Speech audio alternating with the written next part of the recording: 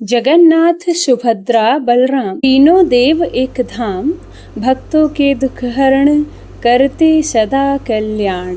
आज आप इस वीडियो में सुनेंगे भगवान जगन्नाथ की संपूर्ण कथा और पूरी मंदिर के अनसुलझे रहस्य। बात करते हैं सन 1558 की।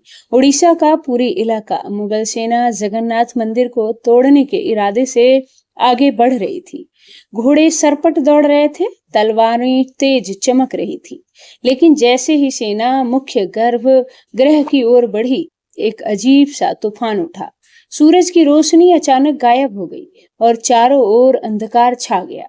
फिर सैनिकों ने देखा कि मंदिर के अंदर से तेज रोशनी आ रही है और रोशनी के साथ एक भयानक और डरावनी चीज उनके पास आ रही। यह दृश्य इतना भयानक और डरावना था कि कई सैनिक वहीं पर बेहोश हो गए और जो बच गए वो ऐसे भागे मानो उनके सामने मौत खड़ी हो। अब आप सोचिए कि क्या यह सिर्फ एक ऐतिहासिक घटना थी या फिर सच में भगवान जगन्नाथ ने अपने धाम की रक्षा की। पुरी की जगन्नाथ मंदिर एक ऐसा स्थान जो सिर्फ भक्तों का केंद्र नहीं बल्कि अनगिनत रहस्यों की छुपी दुनिया है। क्या आपने कभी सोचा है कि क्यों इस मंदिर का ध्वज हमेशा हवा के विपरीत दिशा में उड़ता है और क्यों मंदिर के ऊपर लगे सुदर्शन चक्र हर दिशा से ऐसा लगता है मानो आपको ही देख रहा हो।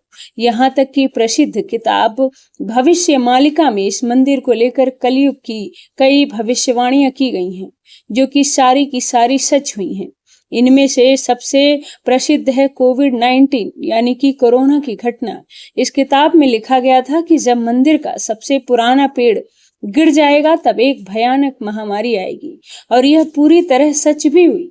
यह सिर्फ एक घटना नहीं, ऐसी और भी कई घटनाएं हैं जो सच में हुई और सारी आपको चौंका देंगी। इस मंदिर के अंदर और भी ऐसे अनसुलझे और खतरनाक रहस्य छुपे हुए हैं जो आपके होश उड़ा देंगे।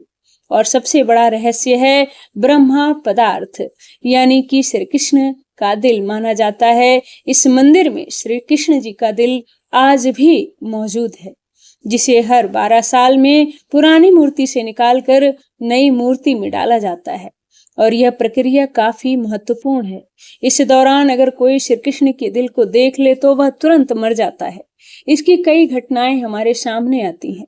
पिछले 800 सालों से इस मंदिर का ध्वज हर रोज बदला जाता है और कहा जाता है कि अगर इसे एक भी दिन ना बदला गया तो मंदिर को 18 सालों के लिए बंद करना होगा। और जब अंग्रेज आए तो उन्होंने इस प्रक्रिया को अंधविश्वास बताकर रोकने की कोशिश की, लेकिन फिर उनके साथ जो हुआ वो जानकर आप चौंक जाएंगे। इस मंदिर के मुख्य प्रवेश द्वार में 22 सीढ़ियां हैं जिन्हें पार करना होता है, लेकिन इनमें से तीसरी सीढ़ी पर पैर रखना सख्त मना है।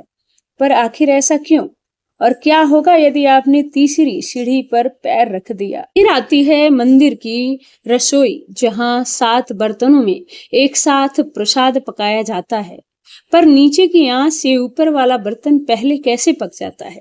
क्या मंदिर की रसोई विज्ञान के नियमों को भी चुनौती देती है?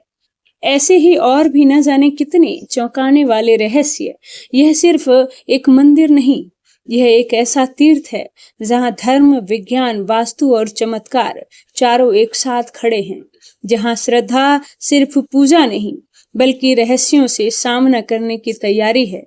तो क्या आप भी तैयार हैं एक ऐसे सफर के लिए जहां हर अध्याय आपको चौंकाएगा, हर रहस्य आपके विश्वास को चुनौती देगा और हर जवाब एक नए सवाल को जन्म देगा? तो चलिए चलते हैं जगन्नाथ मंदिर की उस गहराई की यात्रा पर जहां भगवान खुद हर सवाल का उत्तर है। 15 जून 2015 की रात को घड़ी में 12 बजते हैं। पुरी के पूरे शहर की बिजली काट दी गई। यह कोई साधारण बिजली कटौती नहीं थी।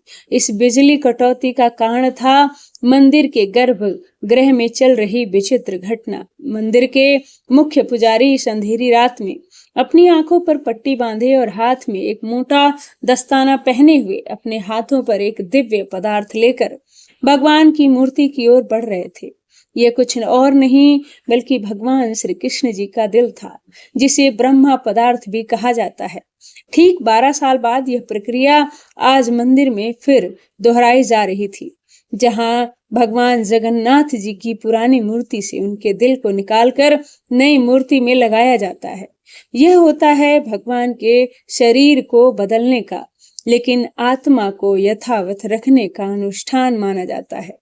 यह मंदिर दुनिया का एकमात्र ऐसा मंदिर है जहां भगवान आज भी जीवित रूप में बसते हैं, और जब उनका शरीर पुराना हो जाता है तो ठीक उसी तरह नया शरीर दिया जाता है जैसे कोई आत्मा नया जन्म लेती है।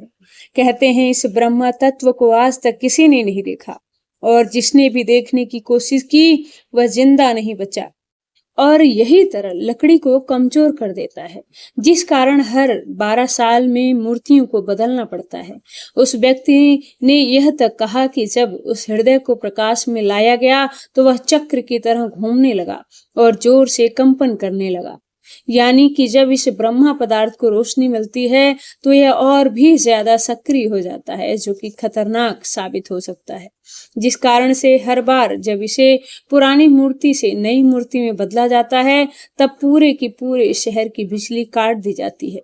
विज्ञान के लिए आज भी यह एक चौंकाने वाला रहस्य है जिसे कोई समझ नहीं पाया, लेकिन भक्तों के लिए तो उनके श्री कृष्ण हैं, उनका दिल है, जिस कारण हर दिन लाखों की तादाद में भक्त भगवान जगन्नाथ के दर्शन करने आते हैं। वैसे क्या आपको पता है कि जब श्री कृष्ण जी की मृत्यु हुई तब पांडवों ने उनके शरीर को जला दिया था, पर फिर भी उनका हृदय बच गया था। वह पुरी तक कैसे पहुंचा और इस भव्य मंदिर की रचना किसने और आखिर कौन था जिसने यह बड़ी ही चमत्कारी तरीके से भगवान जगन्नाथ की मूर्ति बनाई? तो चलिए जानते हैं इस रहस्यमयी और रोचक घटना को, जो आपको इंटरनेट और किताबों में नहीं देखने को मिलेगी। लेकिन उससे पहले अगर आपको वीडियो अच्छी लग रही हो तो इसे लाइक करके कमेंट में जय जगन्नाथ जरूर लिखें। आज से करीब 5000 साल पहले महाभारत युद्ध के पश्चात चारों तरफ लाशें ही पड़ी थी। लाखों पड़े लाशों और कौरवों के विनाश ने सब कुछ झकझोर दिया। कौरवों की माता गांधारी ने इस विनाश का कारण श्री कृष्ण को बताया। उनके हिसाब से अगर श्री कृष्ण चाहते तो यह युद्ध होता ही नहीं, पर उन्होंने ऐसा नहीं किया, जिसके कारण क्रोधित होकर गांधारी ने श्री कृष्ण जी को श्राप, जिस प्रकार मेरे वंश का विनाश हुआ है ठीक उसी प्रकार तुम्हारे भी वंश का नाश हो जाएगा। इस श्राप के 36 साल बाद जब एक दिन श्री कृष्ण जंगल में विश्राम कर रहे थे तब एक शिकारी ने उन्हें हिरण समझकर उन पर तीर चला दी, और जैसे ही तीर श्री कृष्ण जी के पैरों पर जाकर लगा उन्होंने इस लोक को छोड़ दिया और मृत्यु को स्वीकार किया। और माना जाता है कि उनकी मृत्यु के साथ ही पूरी द्वारिका नगरी पानी में समा गई, जिससे उनका पूरा वंश समाप्त हो गया। माना जाता है कि जब शिकारी ने उन्हें गलती से मारा तो उसे बहुत पछतावा हुआ और उसने श्री कृष्ण से माफी मांगी, पर श्री कृष्ण ने बताया कि यह मेरे ही कर्मों का फल है। उन्होंने समझाते हुए कहा कि पिछले जन्म में तुम महान वानर राजा बाली थे, जिसे मैंने ही राम अवतार में छल से मार दिया था, और उसी कारण आज तुम मेरे मृत्यु का कारण बने। माना जाता है कि जब श्री कृष्ण की मृत्यु की खबर पांडवों को मिली तो उन्होंने पूरी रीति रिवाज से श्री कृष्ण जी का अंतिम संस्कार किया, और जब उनके शरीर को जलाया गया तो उनका पूरा शरीर पंच तत्वों में विलीन हो गया, परंतु उनका हृदय बच गया और जलने के बजाय और भी अधिक ऊर्जा से धड़कने लगा। इसी हृदय को बाद में ब्रह्मा पदार्थ कहा गया है। अर्जुन ने इस हृदय को लकड़ी के मंच पर रखकर नदी में बहा दिया। काफी लंबे समय तक बहने के बाद यह ब्रह्मा पदार्थ उड़ीसा के समुद्र तट पर पहुंचा। उस समय उस तट पर सबरा जनजाति समुदाय के लोग रहा करते थे। उस जनजाति के मुखिया विश्व वसु ने जब इस ब्रह्म पदार्थ को देखा तो वे इसकी ऊर्जा और दिव्य प्रकाश से प्रभावित हो गए। उन्होंने तुरंत ही पहचान लिया कि यह भगवान के ही रूप हैं और उन्होंने इसे नील माधव के रूप में पूजना शुरू कर दिया। उसी समय मालवा के राज्य में राजा इंद्र घुम्न राज्य किया करते थे। वे भगवान विष्णु के काफी बड़े भक्त थे। एक दिन उन्होंने नील माधव के दर्शन करने की इच्छा व्यक्त की और उन्हें ढूंढने लगे, और यही आगे चलकर जगन्नाथ के निर्माण की आधारशिला बनी। जैसा कि मैंने बताया, राजा इंद्रघुम्न विष्णु के परम भक्त थे और एक रात स्वयं भगवान विष्णु उनके सपने में आए और उन्हें कहा कि उनकी दिव्य मूर्ति नीलमाधव को ढूंढे और उनके लिए एक भव्य मंदिर का निर्माण करे। श्री हरि विष्णु ने उन्हें यह भी बताया कि यह ब्रह्म पदार्थ उन्हें नीलांचल पर्वत में मिलेगा। जिसके पश्चात राजा ने अपने ब्राह्मण पुजारी विद्यापति को आदेश दिया कि वह इस मूर्ति को ढूंढ निकालें। विद्यापति कई दिनों तक नीलांचल पर्वत के अलग अलग हिस्सों में इसकी तलाश करते रहे। तब जाकर अंत में उन्हें पता चला कि इस मूर्ति को आदिवासी मुखिया विश्ववसु ने एक गुफा में छुपा कर रखा है और वे इस दिव्य रूप से उसकी पूजा करते हैं। तब विद्यापति ने इसके दर्शन की अनुमति मांगी। जब विश्ववसु ने यह कहकर मना कर दिया कि यह उनके जाति का निजी मामला है, जिसके बाद विद्यापति ने चालाकी दिखाई और विश्ववसु की पुत्री ललिता से विवाह कर लिया। अब विद्यापति ने ललिता की मदद से विश्ववसु को मनाया और उस गुफा की ओर चल पड़े। जैसे ही विद्यापति उस नील माधव की मूर्ति को देखा, वे उसकी ऊर्जा से काफी ज्यादा प्रभावित हुए और उन्होंने तुरंत ही यह बात राजा इंद्रघुम्न को बताई। लेकिन जब राजा इंद्रघुम्न वहां पहुंचे, तब तक विश्ववसु ने वह मूर्ति वहां से हटा दी, जिससे राजा काफी उदास हो गए और अपने महल लौट आए। इसके बाद फिर से रात में भगवान विष्णु उनके सपने में आए और बोले कि पुरी के तट पर एक बड़ा नीम का पेड़ बहकर आएगा, तुम उस पेड़ से मेरी नई मूर्ति बनाना। वह पेड़ काफी बड़ा था, जिसे उठाना आसान नहीं था। आखिर में जैसे तैसे वे पेड़ को महल तक ला पाए, लेकिन अब सवाल था कि इनसे भगवान की मूर्ति बनाएगा कौन। बहुत से कारीगरों ने इस पेड़ से मूर्ति बनाने की कोशिश की, लेकिन सब असफल रहे। उन्होंने कहा कि पेड़ इतना ज्यादा मजबूत है कि हमारी छेनी हथौड़ी उस पर कोई असर नहीं हो रहा इसका। यह सुनकर राजा काफी परेशान हो गया। तब एक दिन फिर से भगवान विश्वकर्मा एक बूढ़े साधु के रूप में वहां पधारे और उन्होंने कहा कि यह मूर्ति 21 दिनों में बनकर तैयार कर देंगे। राजा काफी प्रसन्न हुए और उस बूढ़े आदमी ने एक शर्त रखी। उसने कहा कि उन्हें एक कमरे में बंद रहकर 21 दिनों में यह मूर्ति बनानी होगी। तब तक कोई भी इस कमरे में ना तो आएगा, ना ही दरवाजा खोलेगा और ना ही अंदर आएगा। राजा ने इसकी यह शर्त स्वीकार की और फिर मूर्ति बनाने का कार्य शुरू हुआ। दरवाजा बंद किया गया और कक्ष से छेनी हथौड़ी की आवाजें आने लगी। लेकिन 15 दिनों बाद अचानक से छेनी हथौड़ी की आवाज आना बंद हो गई। महाराज की रानी गुंडीचा काफी चिंतित हो गईं और महाराज को कहा कि हमें दरवाजा खोल कर देखना चाहिए। शायद वह वृद्ध व्यक्ति भूख और प्यास की वजह से मर तो नहीं गया होगा। राजा ने शुरुआत में तो मना कर दिया, पर बाद में इसके लिए वो मान गए और दरवाजा खोल दिया। लेकिन जब दरवाजा खुला तो सभी हैरान थे। वह वृद्ध व्यक्ति गायब हो चुका था और पीछे केवल 3 अधूरी मूर्तियां थीं। राजा को यह देखकर काफी दुख हुआ, क्योंकि उनकी शर्त तोड़ने की वजह से भगवान की मूर्तियां आधी रह गईं। जगन्नाथ भगवान के हाथ और पैर अधूरे थे। बलराम और देवी सुभद्रा की मूर्तियां भी अधूरी। जब राजा मूर्ति के पास गए, तब उन्हें दिल की धड़कन महसूस हुई और मूर्ति के अंदर से एक दिव्य आवाज आई, जिसने राजा को बताया कि श्री कृष्ण का हृदय इस मूर्ति के अंदर है। राजा ने इन मूर्तियों को स्थापित किया और आज यही अधूरी मूर्तियां भगवान जगन्नाथ के रूप में पुरी में पूजी जाती हैं। वैसे आपको एक बात बता दूं, जो हो रहा है वह पहले ही लिखा जा चुका है और जो लिखा गया है वही होकर रहेगा। यह कोई फिल्मी डायलॉग नहीं, बल्कि पुरी के भक्तों की आस्था और सच्चाई है। भविष्य मालिका की तो चलिए जानते हैं उन भविष्य मालिका की घटनाओं को जो आज सच साबित हो रही है। इस मंदिर का इतिहास और वर्तमान एक भविष्यवाणी से जुड़ा हुआ है। भविष्य मालिका एक दिव्य ग्रंथ है, जिसे लगभग 500 साल पहले उड़ीसा के महान संत आचार्य महाप्रभु अच्युतानंद जी ने लिखा था। कहा जाता है कि वे पंच सखा यानी भगवान जगन्नाथ के 5 दिव्य सेवकों में से एक थे। उन्होंने भगवान के आदेश पर कलयुग की कई घटनाओं को पहले ही देख लिया था। यह ग्रंथ उड़िया भाषा में लिखा गया है। और इसकी पंक्तियां कविता के रूप में हैं, जैसे किसी गूढ़ रहस्य का संकेत दे रही हूं।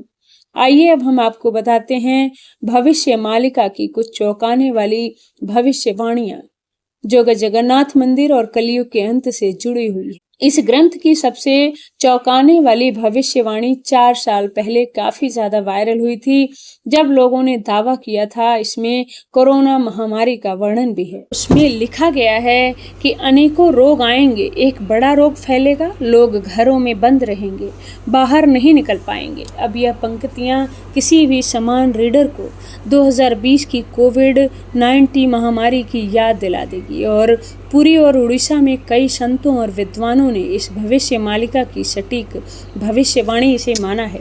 इस किताब की एक और प्रसिद्ध बात इसमें जिक्र किया गया है कि मंदिर परिसर के ऊपर जो कपड़ा है उसमें आग लगने की घटना का उल्लेख मिलता है। कुछ साल पहली बार त्रिदेव के वस्त्र में आग लगी थी। इस घटना के बाद कलयुग के अंत के बारे में एक बार फिर से बातें होने लगी हैं। लोग कहते हैं कि पाप नाशिनी एकादशी के दिन जगन्नाथपुरी में एक अखंड महादीप जलाया गया था, लेकिन अचानक तेज हवा चली और झंडा उड़कर दीपक के ऊपर चला गया, जिससे मंदिर के झंडे में आग लग गई। यह घटना 19 मार्च 2020 को हुई थी। कहा जाता है कि दूसरे मंदिरों की तरह जगन्नाथ मंदिर के गुंबद पर कभी भी कोई पक्षी नहीं बैठता और न ही इस पर से कोई प्लेन या हेलीकॉप्टर उड़ता है, लेकिन जुलाई 2020 के बाद से मंदिर के गुंबद पर गिद्ध, चील और बाज को देखा गया था। यह पक्षी मंदिर के गुंबद, स्तंभ और नील चक्र पर भी बैठे थे। ऐसे में दुनिया के महाविनाश की भविष्यवाणी एक बार फिर से चर्चा में आ गई। भविष्य मालिका के अनुसार जब कलयुग का अंत करीब होगा तो भगवान जगन्नाथ मंदिर का नील चक्र यानी सुदर्शन चक्र तूफान से टेढ़ा हो जाएगा।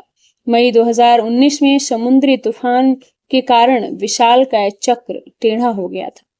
ऐसे और भी कई भविष्यवाणियां हैं जो सच हो चुकी हैं और कई प्रसिद्ध भविष्यवाणियां हैं जो आने वाले सालों को लेकर की गई हैं। 3 रथ यात्राएं एक साथ रुकेंगी, नदियां उल्टी दिशा में बहेंगी, ब्रह्म तत्व मंदिर से गायब हो जाएगा और फिर अंत में आएंगे भगवान के आखिरी अवतार कल्कि। अब आप ही सोचिए, क्या यह एक महज संयोग है या सच? आचार्य अच्युतानंद को भविष्यदर्शी शक्तियां प्राप्त थी। अगर उन्होंने आज से सैकड़ों साल पहले ऐसी बातें लिख दी थीं, तो अब जो सच हो रही हैं, तो क्या हमें उन बाकी भविष्यवाणियों को भी गंभीरता से लेना चाहिए? भविष्य मालिका कोई साधारण ग्रंथ नहीं, बल्कि वो कायनात का रोड मैप है जिसे बस समझने की जरूरत है। वैसे आपकी जानकारी के लिए बता दूं, सन 1558 में मुगल सेना ने मंदिर को तोड़ने की कोशिश की। फिर उनके साथ जो हुआ वह चौंकाने वाला था। इस घटना को पहले ही भविष्य मालिका में लिख दिया गया था और साथ ही भविष्य मालिका में अंग्रेजों को लेकर भी कहा गया है कि गोरे आएंगे और मंदिर को बंद कराने की कोशिश करेंगे। तो चलिए अब जानते हैं, जब मुगल सेना ने मंदिर पर आक्रमण किया तो क्या हुआ और कैसे ब्रिटिशर्स ने भक्तों की श्रद्धा को अंधविश्वास बताकर मंदिर को बंद करने की कोशिश की। लेकिन उससे पहले चैनल को सब्सक्राइब जरूर कर लें, आपके लिए तो फ्री है, इससे हमारी काफी मदद हो जाती है। सन 1858 में उड़ीसा के पूरे इलाके में घना अंधकार छाया हुआ था, पर वो अंधकार आसमान में नहीं, लोगों के मन में था, क्योंकि इस बार कोई साधारण लुटेरा नहीं, मुगल सेना खुद मंदिर को गिराने के इरादे से आ रही थी। कला पहाड़ नाम का अफगान जनरल तब बंगाल का गवर्नर था। उसकी क्रूरता इतनी बदनाम थी कि उसका नाम सुनकर ही लोग कांप उठते थे। कहा जाता है कि वह सनातन धर्म और मंदिरों से विशेष नफरत रखता था। उस दिन उसकी फौज पूरी ताकत के साथ पुरी की तरफ बढ़ रही थी। घोड़े सर पर दौड़ रहे थे, तलवारें लहराई जा रही थी और मंदिर की शांति में एक भयंकर आंधी की आहट आने लगी। जैसे ही सैनिक मुख्य गर्भ की ओर बढ़े, अचानक मौसम बदल गया। तेज हवाएं चलने लगी, आकाश काला पड़ गया, सूरज की रोशनी एकदम गायब हो गई और मंदिर के चारों तरफ एक रहस्यमयी घना अंधेरा छा गया। मंदिर के भीतर से एक चमकती हुई रोशनी निकली जो किसी इंसान की नहीं थी। यह रोशनी जैसे ही बाहर आई, पूरा मैदान एकाएक शांत हो गया। सैनिकों में अफरा तफरी मच गई। कुछ बेहोश हो गए, कुछ उल्टा भागने लगे, कुछ बिना तलवार लिए कला पहाड़ की पूरी फौज पीछे हट गई। आज भी पुरी की लोक कथाओं में यह कथा सुनाई जाती है कि जब भगवान की मर्यादा पर वार होता है तो वह खुद प्रकट होकर अपने धाम की रक्षा करते हैं। अब बात करते हैं दूसरी घटना की, जो है अंग्रेजों का विरोध और रथ यात्रा का संघर्ष। जब 1803 में अंग्रेजों ने पुरी पर कब्जा किया, तब उन्होंने कई प्राचीन मंदिरों की संपत्तियों और अधिकारों को छीन लिया। लेकिन पुरी का श्री जगन्नाथ मंदिर एक ऐसा स्थान बना जहां जनता ने कभी भी नियंत्रण नहीं छोड़ा। ब्रिटिश अधिकारियों को मंदिर की अलौकिक घटनाएं और भक्तों की श्रद्धा समझ नहीं आती थी। उन्होंने इन्हें सुपरस्टिशन कहकर मजाक बनाना शुरू कर दिया। 1805 में ब्रिटिश कलेक्टर मिस्टर हंटर ने पुरी मंदिर के रिचुअल्स को इरेशनल और बारबेरिक कहा। बात तब और बिगड़ी जब 166 में ब्रिटिश प्रशासन ने पुरी रथ यात्रा को बंद कराने की साजिश रची। उन्होंने यह तर्क दिया कि रथ यात्रा के दौरान भीड़ अनियंत्रित हो जाती है और यह प्रशासनिक खतरा है। पर यह फैसला पूरी उड़ीसा में जन आंदोलन का कारण बन गया। लाखों लोग सड़क पर उतर आए। मठों, आचार्यों और गांवों ने खुलकर विरोध किया। रथ यात्रा का रथ निर्माण कार्य लोगों ने खुद शुरू कर दिया, यह कहते हुए कि अगर भगवान नहीं चलेंगे तो हम भी नहीं चलेंगे। इस जनता के दबाव और आक्रोश को देखते हुए ब्रिटिश सरकार को पीछे हटना पड़ा और 1964 में फिर से रथ यात्रा की अनुमति दी गई। इसके बाद अंग्रेजों ने कभी पुरी मंदिर के अंदरूनी मामलों में दखल नहीं दिया। अब चलिए आपको बताते हैं जगन्नाथ जी की तीसरी सीढ़ी का रहस्य, जिसे यमलोक का द्वार कहा जाता है। वैसे तो इस मंदिर में 22 सीढ़ियां हैं, पर सबसे खास है तीसरी सीढ़ी, क्योंकि इस पर पैर रखना उचित नहीं माना जाता। धार्मिक कथाओं के अनुसार इस तीसरी सीढ़ी को यमशिला कहा जाता है और कहा जाता है कि जो भी मनुष्य इस तीसरी सीढ़ी पर पैर रखता है उसके पुण्य शून्य हो जाते हैं और उसे यमलोक जाना पड़ता है। दरअसल एक बार यमराज जी भगवान जगन्नाथ जी के पास पहुंचे और उनसे कहा कि भगवान भक्त जैसे ही आपके दर्शन करते हैं तो उनके सारे पाप मिट जाते हैं, और अगर ऐसा ही चलता रहा तो सभी व्यक्ति जगन्नाथपुरी के दर्शन करके पापों से मुक्त हो जाएंगे, जिससे यमलोक में कोई नहीं आएगा। तब भगवान जगन्नाथ ने कहा कि तुम इस मंदिर की तीसरी सीढ़ी पर अपना स्थान ग्रहण कर लो। जो भी इस मंदिर की तीसरी सीढ़ी पर पैर रखेगा उसके पुण्य शून्य हो जाएंगे और उसे यमलोक जाना पड़ेगा, और तभी से इस सीढ़ी को यमशिला कहा जाता है, क्योंकि इसमें यम का वास है। अब अगर हम पुरी मंदिर के ऊपर लगे सुदर्शन चक्र की बात करें तो देखने वालों ने यह दावा किया है कि इस सुदर्शन चक्र को आप मंदिर के किसी कोने से देखोगे तो ऐसा लगेगा मानो आपको ही देख रहा हो। मतलब इसे जिस भी दिशा से देखो यह सामने की ओर ही दिखता है। इसे आम भाषा में आर्टिफिशियल इल्यूजन कहा जाता है, पर आज भी विज्ञान के परे है कि कैसे इतना भारी चक्र को मंदिर के ऊपर लगाया गया है और कैसे उस समय के लोगों ने यह आर्टिफिशियल इल्यूजन बनाया जिससे चक्र हमेशा सामने की ओर दिखता है। आज भी इसे विज्ञान नहीं समझ पाया। हर भक्तों के अनुसार यह श्री कृष्ण का चक्र है जिसे इन्होंने इस दुनिया की रक्षा के लिए इस मंदिर में स्थापित किया है। और भविष्य मालिका की एक और पंक्ति के हिसाब से जब मंदिर समुद्र के अंदर समा जाएगा तब कलयुग अपने अंतिम चरण पर होगा और तब आएंगे विष्णु के आखिरी अवतार कल्कि। अब जानते हैं पुरी के रसोई घर के बारे में। जगन्नाथपुरी का रसोई घर दुनिया की सबसे बड़ी और सबसे रहस्यमयी रसोई, जिसके अनोखे तथ्य और परंपरा भक्तों को आश्चर्यचकित कर देती है। और रसोई का सबसे बड़ा रहस्य यह है कि यहाँ भोजन 7 मिट्टी के बर्तनों में बनाया जाता है और हर एक बर्तन को एक के ऊपर एक करके रखा जाता है। और स्वाभाविक है कि सबसे नीचे के बर्तन में ज्यादा आंच आ रही है तो सबसे पहले पकना चाहिए, लेकिन पुरी में ऐसा नहीं है। यह चौंकाने वाली बात है। सातों बर्तनों में जो सबसे ऊपर होता है उसका खाना पहले, जो विज्ञान के सारे तथ्यों को गलत साबित करता है। यहाँ भोजन बनाने का कार्य केवल सेवायत ब्राह्मणों द्वारा किया जाता है और किसी भी बाहरी व्यक्ति को इसमें प्रवेश की अनुमति नहीं होती। इस पवित्र रसोई में किसी प्रकार के आधुनिक ईंधन या गैस का उपयोग नहीं किया जाता, बल्कि केवल लकड़ी के चूल्हे पर पारंपरिक विधि से प्रसाद बनाया जाता है। पूरी मंदिर में लगभग रोजाना 500 से 2 लाख लोगों तक को महाप्रसाद बांटा जाता है। लेकिन चमत्कार देखिए, कभी भी खाना बर्बाद नहीं होता और न कभी भी कम पड़ता है। मान्यता है कि माँ लक्ष्मी स्वयं प्रतिदिन रसोई में आती हैं और रसोई के सेवकों को अंतः प्रेरणा देती, और आज के कितनों के लिए प्रसाद तैयार करना है, यह सिर्फ परंपरा नहीं, सदियों से चलती लीला है जिसे आज तक कोई इंसानी गणित नहीं समझ पाया है।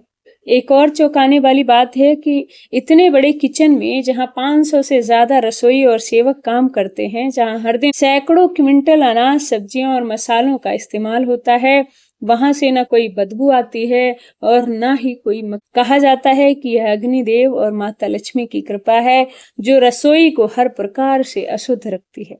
18वीं सदी में मराठा शासनकाल के दौरान एक बार एक अधिकारी ने रसोई के चमत्कार को अंधविश्वास बनाते हुए जानबूझकर बर्तनों की संख्या बदलने का आदेश दिया। लेकिन इसके बावजूद उस दिन भी पुरी में महाप्रसाद एकदम सटीक, न एक दाना कम न एक दाना ज्यादा। इसके बाद अधिकारी ने रसोई में दोबारा हस्तक्षेप न करने की कसम। वैसे तो ऐसे में और भी कई चौंकाने वाले रहस्य हैं, पर उन्हें एक ही वीडियो में बता पाना नामुमकिन है। इसलिए चलते हैं वीडियो के आखिरी अध्याय की ओर। लेकिन इससे पहले अगर आप भगवान की लीला पसंद आई हो तो कमेंट में जय जगन्नाथ जरूर लिखिएगा। कभी कभी जीवन में कुछ चीजें ऐसी होती हैं जिन्हें ना तर्क से समझा जा सकता है और न ही विज्ञान से परखा जा सकता। पुरी के श्री जगन्नाथ मंदिर का हर पत्थर, हर कोना हमें एक ऐसी दुनिया में ले जाता है जहां भक्ति और बुद्धि, विज्ञान और विश्वास का संघर्ष और समाधान सब एक साथ चलते। जगन्नाथ केवल भगवान नहीं, एक चेतना है जो हमें यह सिखाते हैं कि जब विज्ञान चुप हो जाता है तब श्रद्धा बोलती है। तो अब सवाल यह है कि क्या सब केवल संयोग है या कहीं न कहीं कोई ऐसी शक्ति है जो इन सब को संचालित कर। आप क्या मानते हैं? क्या आपने कभी इन रहस्यों को खुद महसूस किया है? अगर हाँ, तो यह वीडियो सिर्फ जानकारी नहीं बल्कि आपकी अपनी यात्रा है श्रद्धा से रहस्य तक। वीडियो देखने के लिए आप सभी का बहुत बहुत धन्यवाद। बने रहिएगा अगली वीडियो तक भी।